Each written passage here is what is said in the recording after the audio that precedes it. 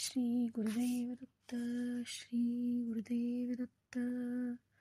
दत्तपुराणात कुठेही आत्महत्येचा उल्लेख दिसत नाही. प्रचंड त्रास झाला तरी काकुळतीला येऊन देवाची प्रार्थना केलेली दिसून येते.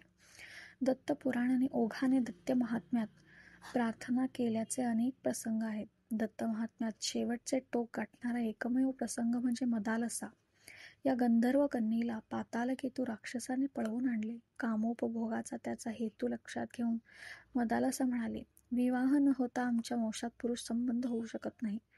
तेव्हा याचे उल्लंघन केल्यास मी प्राणत्याग करेन. यावर राक्षसाने मुहूर्त शोधून लग्नाची तयारी केली. राक्षसाची तयारी बघता तिने प्राणत्याग करण्याचे ठरविले आणि तेवढ्यात तिथे कामधेनू प्रकट झाली. कामधेनू म्हणाली, एक वीर येऊन त्या राक्षसाचा निपात करेल, काळजी नसावी. असा आतताईपणा करू नकोस.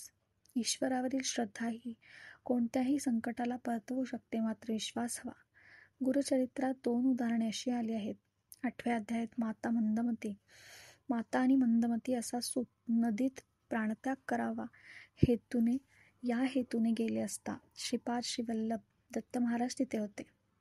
ह्या महादोषाला का सामोरे जात आहात असे म्हणून त्यांनी प्रदोष व्रताची कथा सांगितली. महाराजांच्या आशीर्वादाने तो मतिमंद मुलगा महाज्ञानी झाला.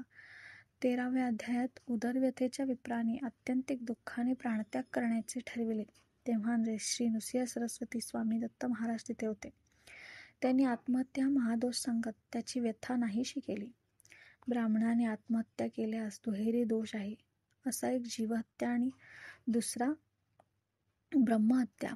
मात्र आपल्या त्रासामुळे जर कोणी या टोकापर्यंत जात असेल तर खरोखरच आत्मचिंतन करण्याची गरज आहे हे नक्की.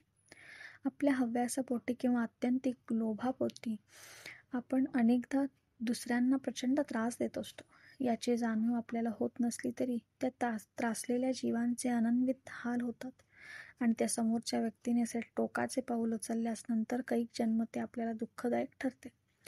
गुरुचरित्रात शतद्रव्य घेतले आणि परत केले नाही म्हणून अनेक जन्मी पिशाच्य संततीचा नाश करीत होता.